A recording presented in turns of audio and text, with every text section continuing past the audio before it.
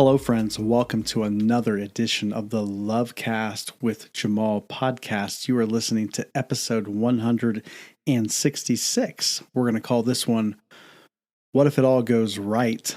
My interview with country music star Amy Scruggs. Guys, how are you? Welcome back to the show. I am your host, Jamal Javanji, and I sometimes do feel like, if I'm just being completely honest, I feel so fortunate. I feel like I get the best profession in the world. I get to talk to the most interesting people. And I had recently had the privilege of sitting down with and recording a podcast interview with just a spectacular human being.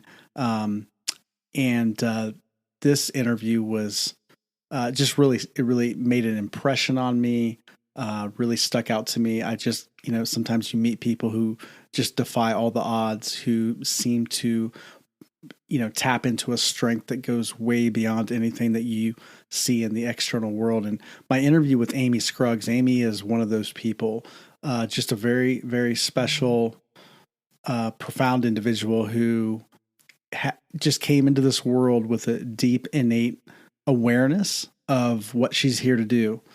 And it has not been easy for her, but she's lived an extraordinary life and is still living an extraordinary life. And I won't share too much of the interview here, but just to share a little bit about who Amy is. I mean, in a nutshell, she's a country music artist. She's been a national TV host. She's an author. As a musician, she's opened up for some of the biggest acts in the country, in the country music scene. With opening for artists like Clint Black, Adkins, Charlie Daniels, I could go on and on. But she's had a very, very full career. But just recently has had her single, chart globally on music charts around the world, and is doing quite well. She's, like I said, hosted national TV shows on CNBC and other outlets. Just has lived an extraordinary life, but what makes Amy's story compelling is really none of those things. Really, what makes her compelling in my perception is she really came into this world with an awareness, a deep kind of drive towards a specific desire, and then moving towards that desire. And whenever we're governed by something beyond what we can see. And that's been her life, right? Nothing in her life would suggest that Amy was going to go on and do what she's doing.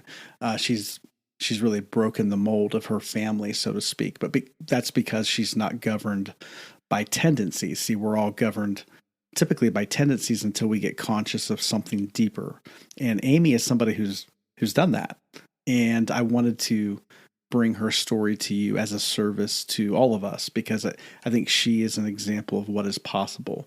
And you'll hear that through her story. So I wanted to bring that to you today. I hope you really tune in, take notes, listen to it a few times, because Amy's not unique in the sense of, what she's doing, her specific life that she's living is obviously unique to her. But the example of going beyond our programming, going beyond our family tendencies, not that there's anything wrong with our families, but who you are is so much more. Who you are as a human being is so much more than your programming or your tendencies. When we go beyond that, what's possible for you is infinite. You literally can chart the course of your life when you go beyond your programming and your tendencies. Okay, there's so much more I could say about that, but that's a lot of the work I do in coaching. So a couple of announcements that I want to share really quick before we get into my interview with Amy is, number one, the registration is open. It is filling up, but the registration is open for my introductory coaching program called the Sustainable Alignment Workshop. And I could tell you a lot more about that. I think it speaks for itself. If you'll just go to my website. Okay, so my website is jamaljavanji.com. Just go to my website. All the information about the workshop is there. Just check it out. It's totally free to check it out. If anything grabs you, if your interests peak, if your energy as you're reading about the workshop, if it peaks in any way, I would encourage you to hit the button, fill out the form, and somebody will get back with you with more details about it. Okay, that's very important for you.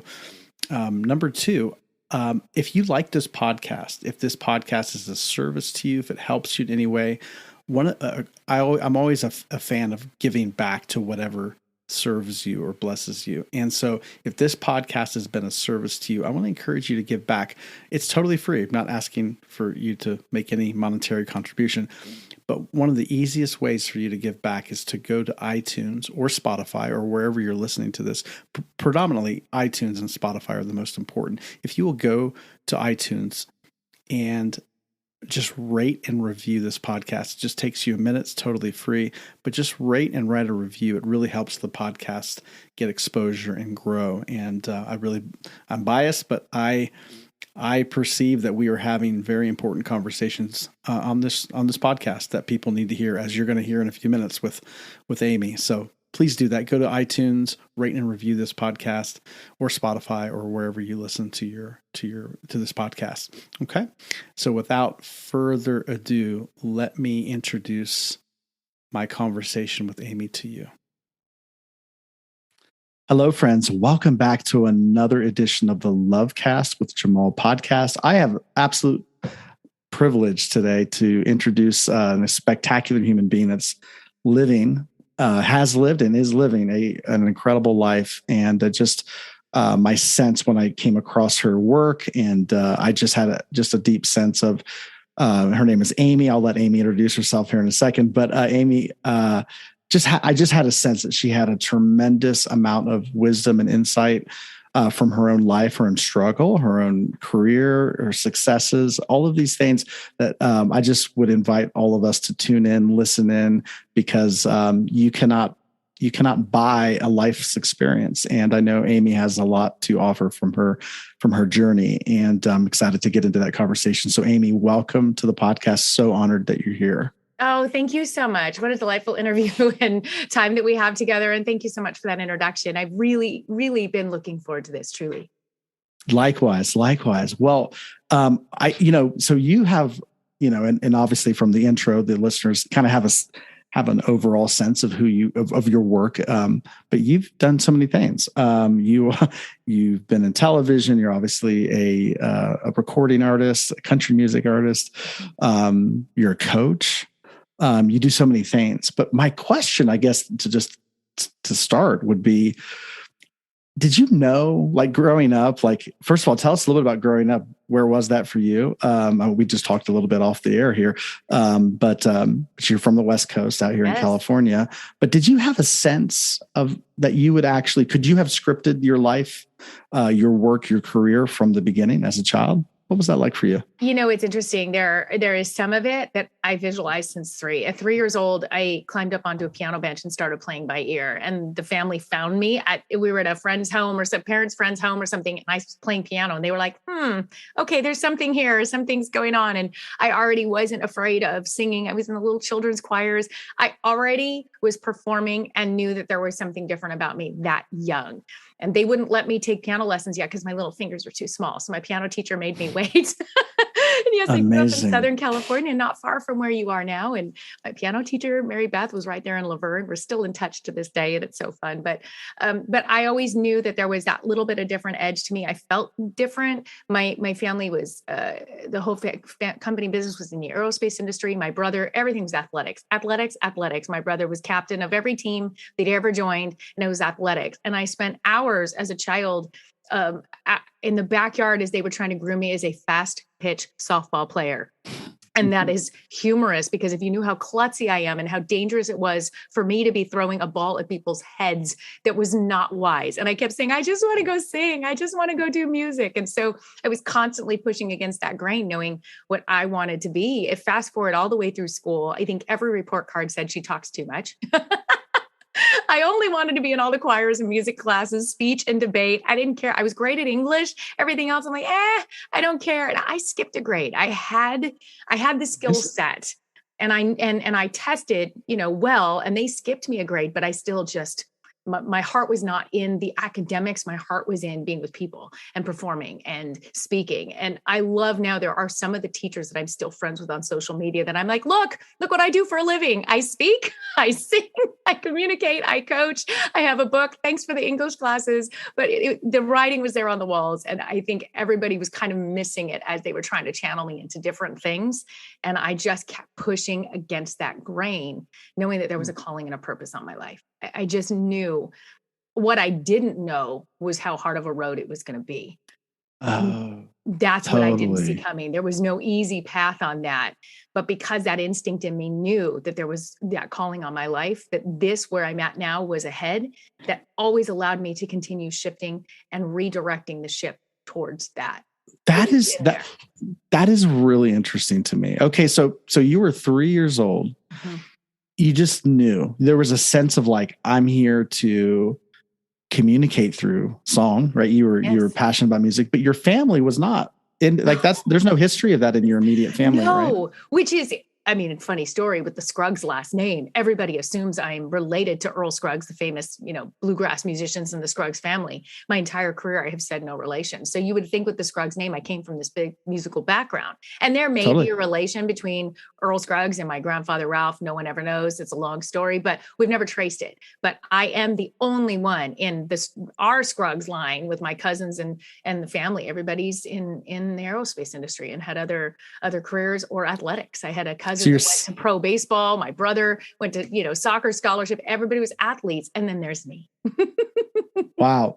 So you had a sense. Now you use words like calling and purpose to describe a sense that you had. Obviously at like 3 or 4 as a child, I mean, I use those words, but there's a deep knowing that my life is destined for something.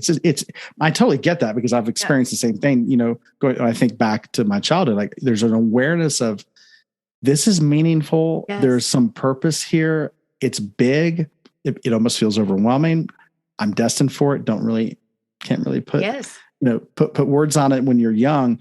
But so words like purpose and calling typically come from like faith backgrounds or religious backgrounds. What was that like for you growing up in your family? Was there a spiritual background? Oh, yes. We were in the heart of the Baptist church there. Pomona First Baptist, grew up at that church, huge church. And I went to Christian high schools as well. So I was immersed in the music programs there. I would always be in the choirs and everything else. And even if you had asked me at 5 years old what I was going to be when I grew up, my answer was Barbara Mandrell. My dad loved country music. So the music aspect of loving country music was my dad. If I went to this hardware store with him or out in the yard on the weekends, we would wash the cars together. That was the influence as far as music that came from my father.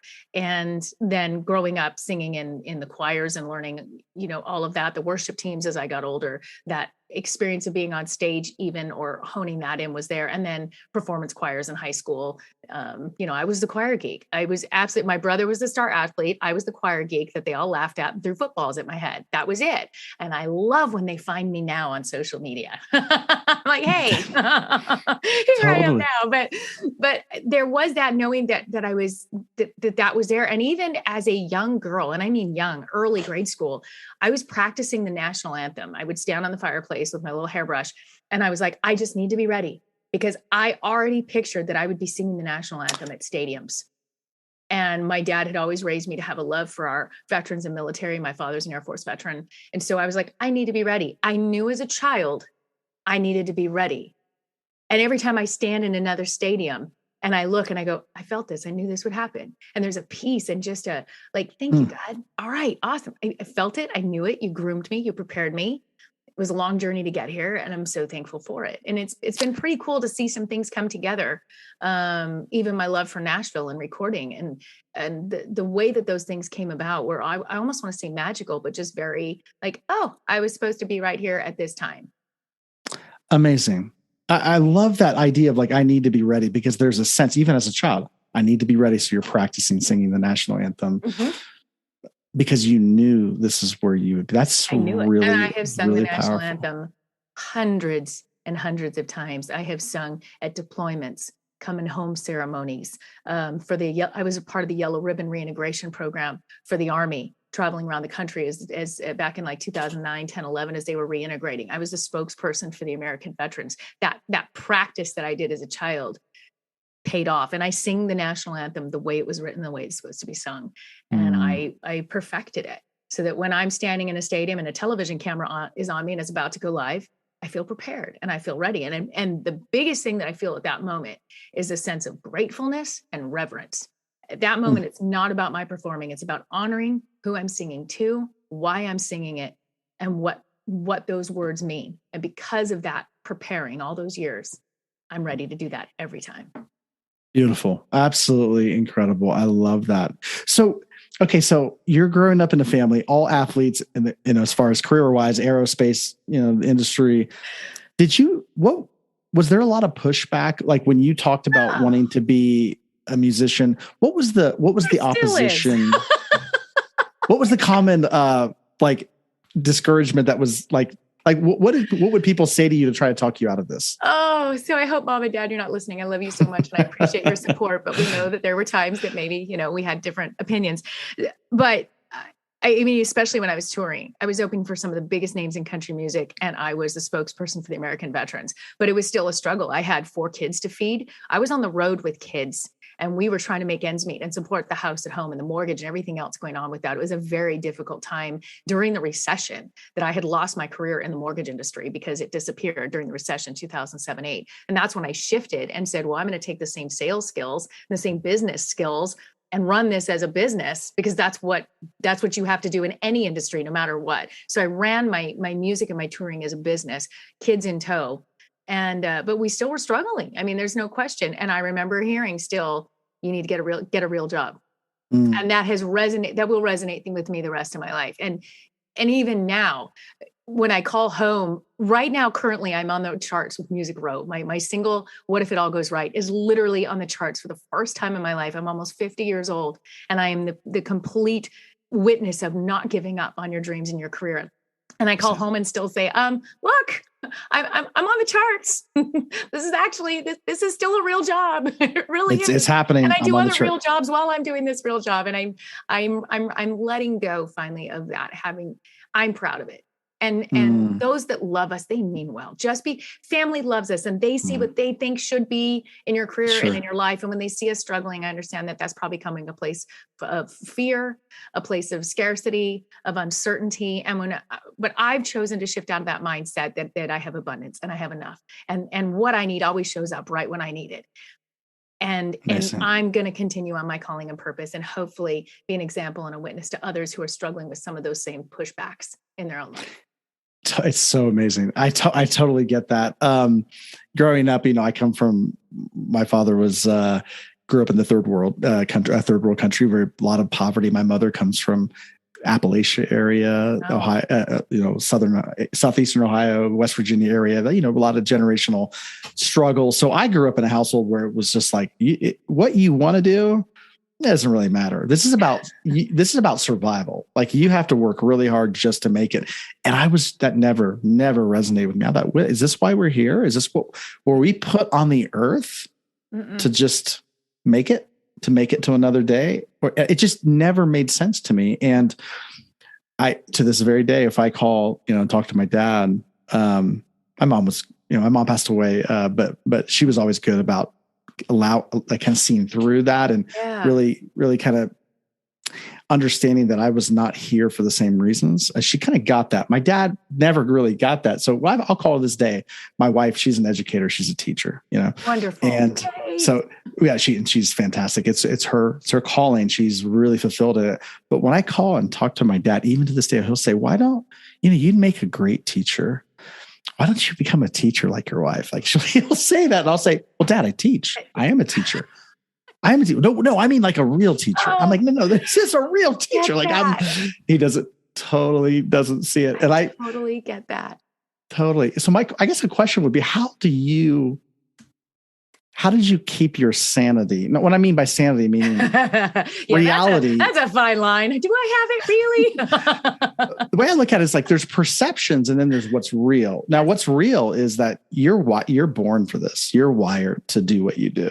That's, to me, sanity. That's reality. But it doesn't look sane in a world that's driven by illusion, right? So my question is, how did you maintain that vision of who you are and what you're here to do amidst so much pushback from people that love you and support you.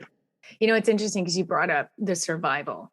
And so much there's been, especially when the recession hit in 08. I mean, it started at 18 when I had Ryan, my oldest son, and, struggling during that time. Then later, the recession, going through survival and knowing there were times I couldn't feed my kids, but I was still pursuing my passion to meet the ends. It still had to resonate in my passion. I'm not going to be able to give my best to anyone if I'm not functioning at my best. And I was always knowing just to kind of self-gauge that. And I think maybe my childlike heart still, I refuse to grow up. And what I've allowed myself to do is not become jaded. There have been so many situations. We have gone through tremendous loss. I mean, literally lost our home, homeless. My boys had to stay with their dad, and my daughter stayed with me, and we had to start over with nothing in 2011.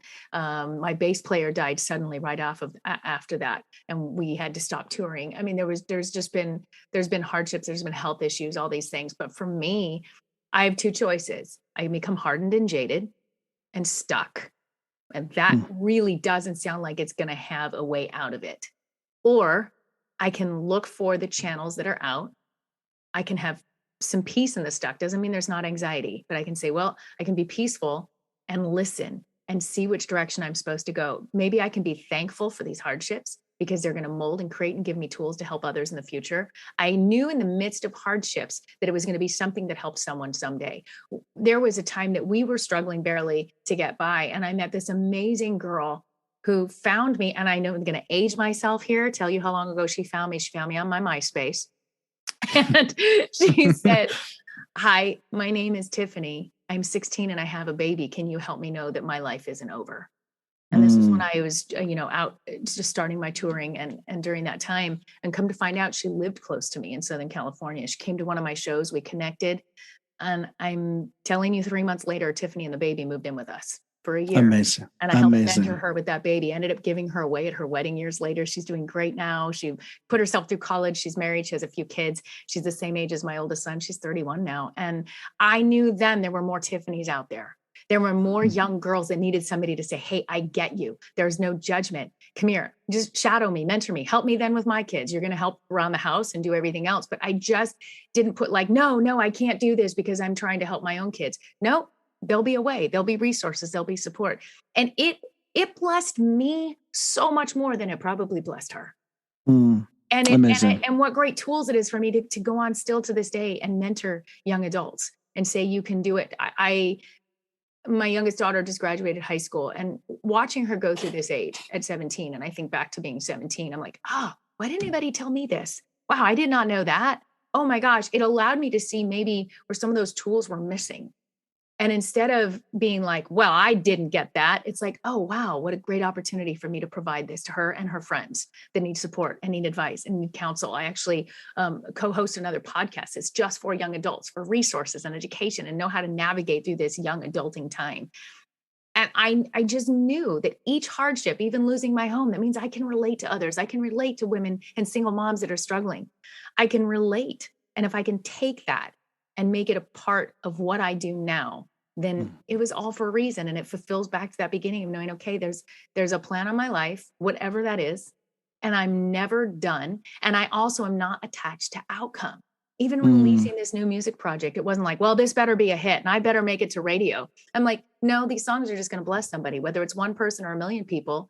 I'm so grateful that my heart's desire was given back to me, that I got to produce and do this project in the first place. Just doing it for me was like, woohoo! Oh my God. When I was standing in that studio in Nashville going in a pandemic going, oh my God, I get to do this. 18 years of putting this on hold in Nashville. I got called back. I'm not attached to outcome. I'm just so grateful. And now it's on radio. It's on radio worldwide. It's charting. And I'm like, well, what do you know? How cool is this? Absolutely. This will encourage somebody else to not give up and say, well, if I haven't done this by the time I'm 40, then that's it. There are no limits unless we put them on it. 100%. I love what you're saying. I think so many people would do so much more, but I think there's a fear, and sometimes this is not even conscious, it's sometimes a subconscious fear, but the fear is if I really pour my heart into this project, this situation, whatever it is, if I really pour my heart into it, I may be disappointed. It may not work out. It may not turn out the way I want it to be. And that is a byproduct of my understanding. It's a byproduct of attachment to some outcome. But if you don't, and I love what you said, because first of all, whatever the future is, I always tell people this in my work, you can't find the future anywhere. It doesn't exist. It's in the psychological mind somewhere, but and basically the future, whatever we think it may be, is a projection of the past. That's all it is. So I always say, whatever you could imagine, it's very small. It's limited because you're drawing from your past experiences, which are limited. Your future can actually be like what it will, if you'll let go of the past, what it could be, which is expectation. This what leads to attachment. If you let go of that, what will actually happen will be so much beyond what you could ever even imagine. Completely. And it's unbelievable. But I love that you're saying that, and your life is you're a living demonstration of that. Like, how did you learn how to let go of expectation and yet not lose your desire, not let go of that? Indicator. Anytime we experience that pain is a teacher, isn't it? And we have a choice when we're in the midst of pain to say, okay, which direction am I going to take this? And so, using those times where I took the pain and put it the wrong direction, well, then that just created more pain. So deciding to go, maybe I can just be thankful for this pain. I love the word no. I think no's are incredible. If you know that you're 25 no's away from getting a yes, wouldn't you be excited at no number 20? So I'm not afraid to ask for support, to ask for help, to ask for resources. If it's a no, that's just as much of a blessing. And another thing that helps me is knowing, we get opportunities that come towards us and we think, I've got to grab this and I've got to grab that.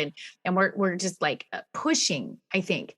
And when I look back and an opportunity can come in and I go, ooh, this might just be an opportunity for discernment. If I look at things as opportunity for discernment, it allows me to take the attachment off. It allows me to not get stuck in pain going, well, why didn't this happen for me? Well, why didn't I get this certain opportunity? Or, well, how come they got that and I didn't? Because that's their story and not mine. All I have to do is do the best of what's given to me today. Every day, I'm a hard worker. I mean, I run my business as a business every day. This isn't just a little magic wand in here. I'm a diligent hard worker, and I believe that hard work pays off. Work ethic is super important, but at the same time, taking off the attachment. Okay, if I know I put those seeds out there, if I do the right thing, if I treat people with respect, if I do good follow-up, I keep good bookkeeping, I run as a business every day, then the rest will follow. And if I make a mistake, how awesome, great. That means I get to learn from that mistake. Amazing. And I get to apply that to the next thing that I won't do that again. If I can take everything as a learning experience to keep growing and evolving as a human, anytime I think that I'm done learning, I have failed.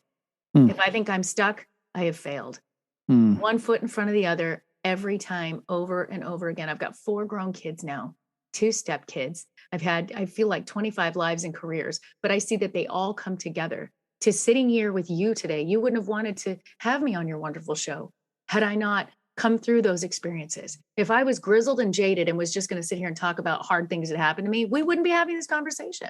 But to turn it around and say, well, here's beautiful things that came from it. Were there missed opportunities? Absolutely. Do I have pains? Of course, we all do. But I would rather have failure than regret. And that's what keeps me pushing forward. Amazing. Amazing. Can you share? Thank you. Thank you for that. That's so good. Can you share, and you've kind of alluded to some of these, what was the most difficult moment for you? The darkest moment that just felt like, you doubted whether you could get out of it. Obviously you did.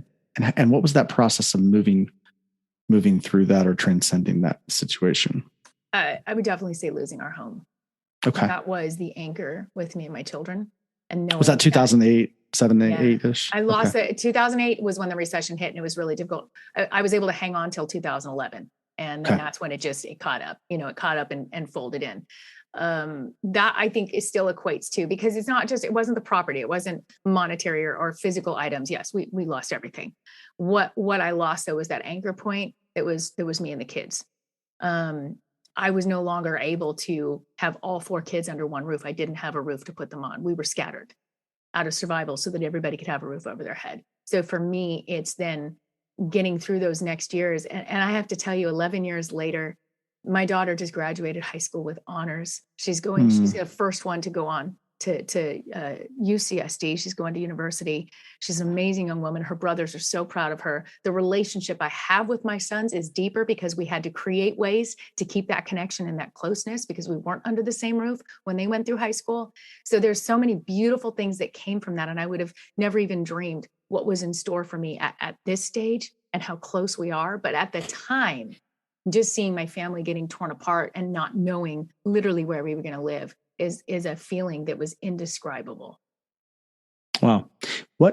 So I guess the next question would be, what kept you getting up in the morning? What keeps you getting up in the morning? What's the thing that drives you? Knowing that whatever tools and skills it took for me to have that in the first place, that all of that was inside me to go do it again. Something is taken away, like even walking away from touring. And I opened for Trace Adkins on a Thursday to a sold out crowd in Northern California. And on a Monday, I was starting over again in San Diego in a cubicle for like literally pennies on the dollar income wise. And I remember what a drastic. Oh, it was a horrible drop. But I felt inside me and said, Amy, if you put the same passion, heart, and work into this as you did into that, watch and see what's going to happen with it and what's given back to you tenfold. That's profound. Okay, that's profound. You're opening for Trace Adkins, obviously huge country music star. It was a huge show.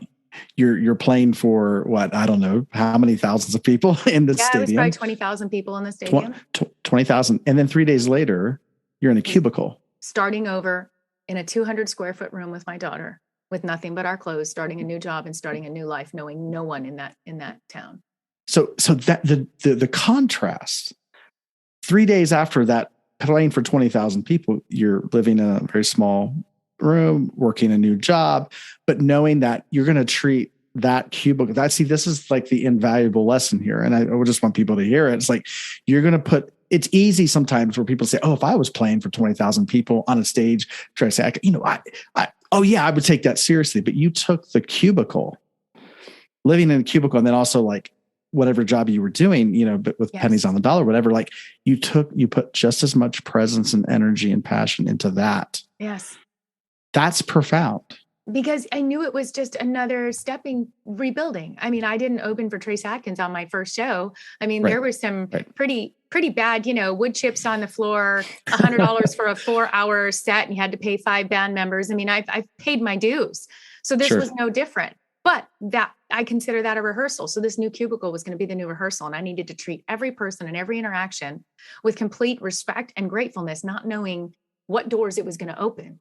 And it absolutely did, because then 5 years later, someone who I met through that time called and said, hey, Scruggs, I got somebody you need to meet. Are you interested in hosting a national TV show? Okay, I want to get to that. That is absolutely profound. One of the things that, and what I help people with in the coaching work is like, there are no throwaway moments. There are no throwaway days.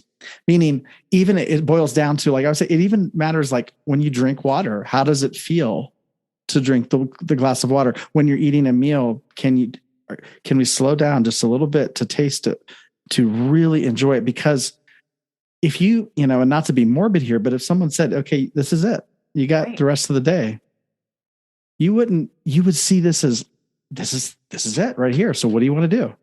You would want to show up fully to everything that life has for you that day. Typically most people have to wait till they, get some bad news, some illness, some situation before they realize, oh my goodness, I wish I would have paid more time. But it's like, we don't have to. We can actually treat every moment, every day as if this is a gift. And I love that you've lived that out. And like, it has paid off for you. Yes. And is paying off for you, not because you're trying to get somewhere, but because you are somewhere. Yes. Every moment in an exchange is beautiful. You don't know who they're connected to or what reason you're supposed to meet them. I might be somewhere that I'm supposed to be a blessing to someone. And then I love the times I'm like, oh, I was your blessing. Oh, wait, you're my blessing today. Oh my gosh, this is so great. And seeing how these jigsaw puzzles move. And if we are so busy outside of ourselves or outside of the moment, think of the things that are getting missed. I mean, I see professionals miss opportunities or miss things every day by being so worried about how they look, how they sound, how they present themselves. And I'm like, you're missing a beautiful opportunity to share your business, to share what you grew, to share what you built. I mean, as a media coach, I'm like, you're missing opportunities because of this insecurity. It's okay. And I just don't want to miss opportunities. And every day at the end of the day, I go, did I do my best today? Was I good to people? Did I follow through? Did I keep my word? Was I honest? Did I work with integrity? Then I had a great day. And who knows what phone call is going to come in tomorrow that I don't even know about it. And if it doesn't, then, that's also a blessing. That means I can take some time to meditate or to have some quiet. Maybe I can read a book. Maybe it's a quieter day, and that's a blessing as well. Each day has to hold its own day, like we were saying. And then it's amazing. And next thing you know, you look and you've got 5 notebooks on the floor with new projects and new reach outs and new connections and new things that you're doing. And I look and I go, wow, I have this amazing podcast today. Okay, I'll be ready at 10:30. And you look at the day and go, how cool is that? But that's because I had the courage to sit down and go into, the podcasting platform and fill out my profile and have the courage to reach out to start some new interviews and say, hey, I'd love to be on your show. And then to do a good job and be a good guest and speak from the heart and hopefully encourage and be a blessing and bring value and relevance to that platform. And now here we sit today. And I'm so excited to see what's ahead because we're connected. Sure. 100%. That's fantastic. I love it. So you approached this after opening for Trace Adkins, you go, you say your daughter or live like in a cubicle, like living in a very tight space. You're starting a new job. And by showing up with full presence to that work, it eventually led you to getting a call, or is that you said to be that job led to the referring to the next job. And then I became a sales manager and that opened up the next business development job. And I was back in the industry, still performing. And I remember I was in San Diego for, I think 3-4 years when I got the invite to sing at the Padres Stadium for the military appreciation game. And it wasn't the Padres that reached out. It was the military community that reached out because of all my work from before that said, we're going to be honoring a Gold Star family, and we want you the one singing at the stadium. Now the Padres know who I am and they call every year. So it's really, but I remember standing in that home stadium going, oh my gosh, I remember that day in the cubicle when I knew no one. And here I am standing in a stadium singing the anthem again that I've prepared for since I was 3, had plenty of practice with, grateful for, and that door has opened again, even larger. What a beautiful moment. And those are the kind of moments you can connect those dots. And so, yes, I, through those different connections and happening, I got a call from one of my former colleagues from one of the companies I was helping in business development. And he said, Scruggs, I've got somebody for you to meet. There's a national TV show. It's growing. They have another show that's spun off of that called Operation American Dream for our veteran and military community. And you're perfect. You speak the language of this business industry, especially real estate and mortgage. You are comfortable in front of the camera. You've been a performing artist and you understand the military community because of all your years working with them. So you'd be a perfect fit. We want you to meet them. And I ended up hosting and producing 5 different shows for them over the last 5 years.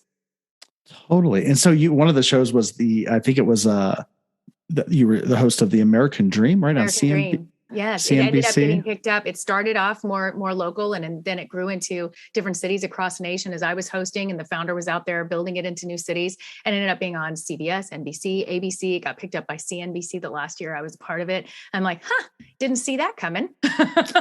No, right. but and it was incredible tools. What I love the most about that was it definitely honed in my skill of being quick on my feet because there was no teleprompter, live to tape, sometimes live. And 5 minutes or less, you got to pull the best out of somebody. And it was all of the amazing people and professionals and interviews that I was able to do that I would tell them, listen, I've had my moments on stage. This isn't my moment. This is your moment. And I'm here to help you. I'm here to bring the best out of you in the next 5 minutes. So you in this with me? We're going to do this together. And that was what was so fun for me with that experience. It wasn't about me. It was about them. It's about them. That's you probably have heard of Zig Ziglar.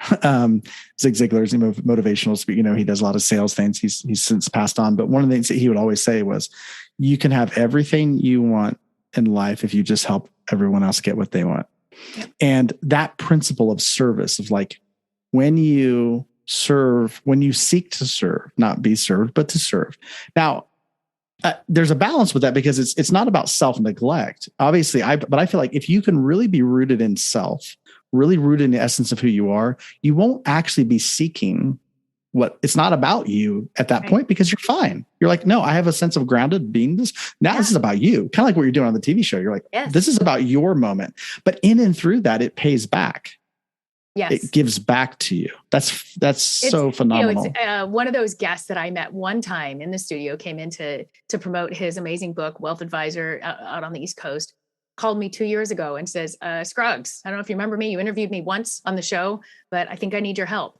And now for the last year, I produce and co-host his show that we help retirees in pre-retirement and retirement, and advising and bringing in amazing guests and helping retirees plan for the retirement that is meaningful, fulfilling, and fun. And so it's just, you never know what doors are going to open. I mean, it was 3 years after I interviewed him one time, he calls me, and now I have such an amazing time working with him. He's just an incredible individual, and we're putting out information and resources that are helping people's lives, and it's awesome.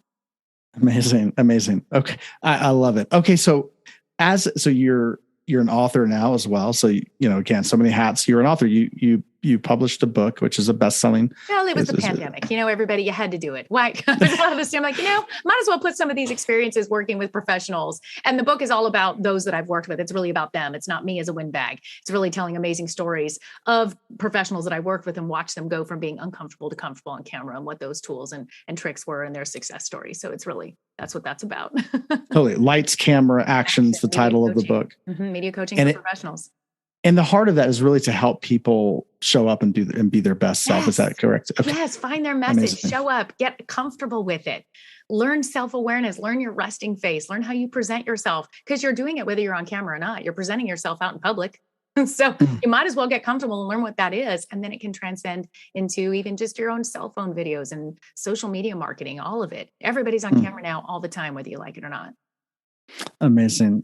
And you just recently put out a single, right, called What If It All Goes Right? Yes, the entire EP was released. What if it all goes? I mean, talk about, again, a purposeful thing here. Here I've lived a life of, but what if it goes right? And I've heard, well, what if this happens? And what if that happens?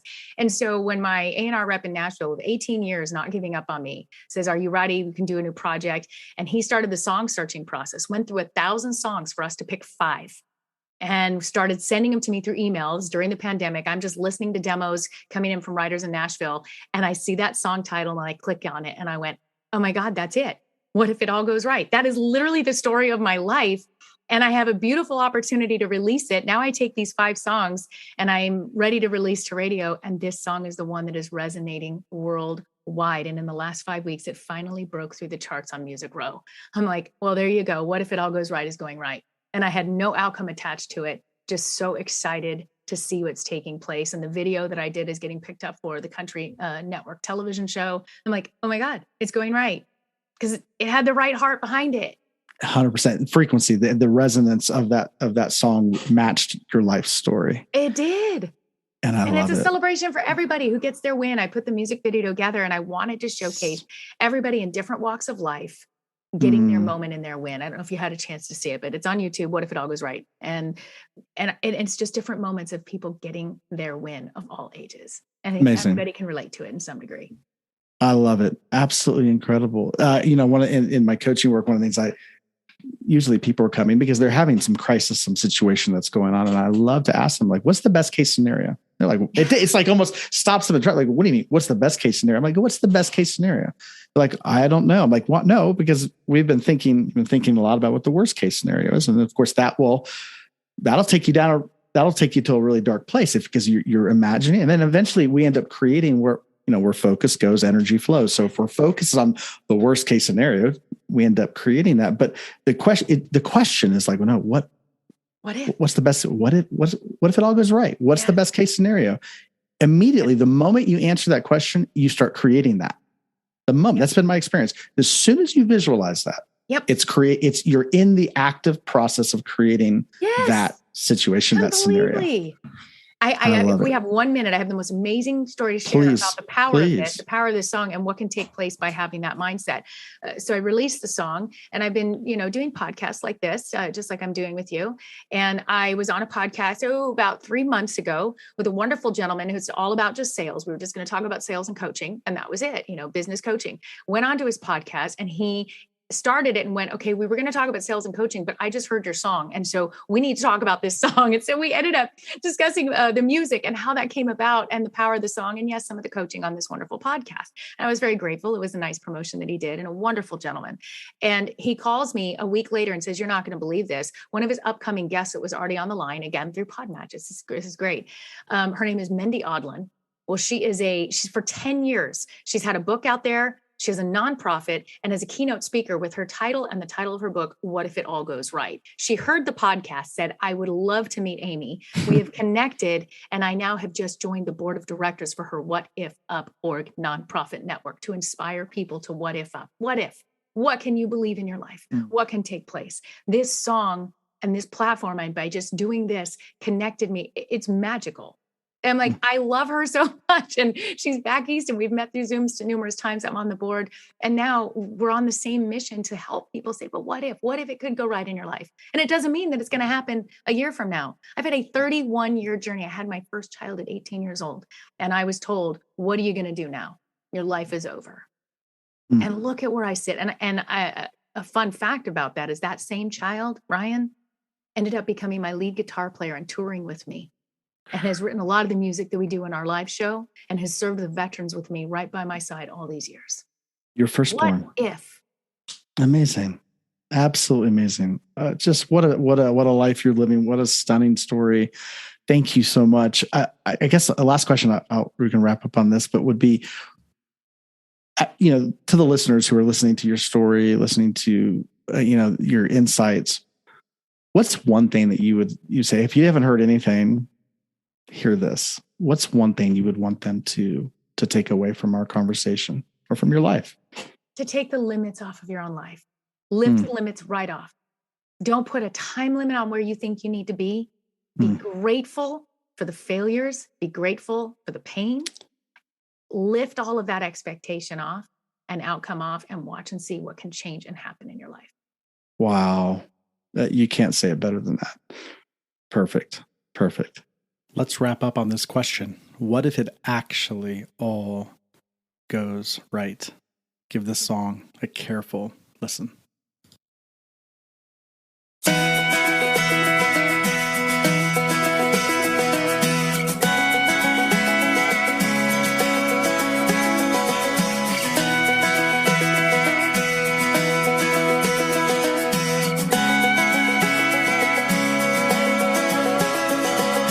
What if that road that you're taking's a dead end? What if love leaves you all jaded and broken? What if that limb breaks your climbing out on? Yeah, what if it all goes wrong? But what if it all goes right? What if it all works out? What if the stars line up and good luck rains down? What if you chase your dream? Changes your whole life. Yeah, what if it all goes right?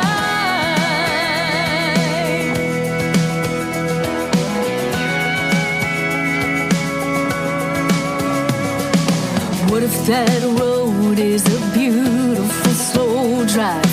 What if that love ends up lasting a lifetime? What if that limb holds you oak tree strong? What if this time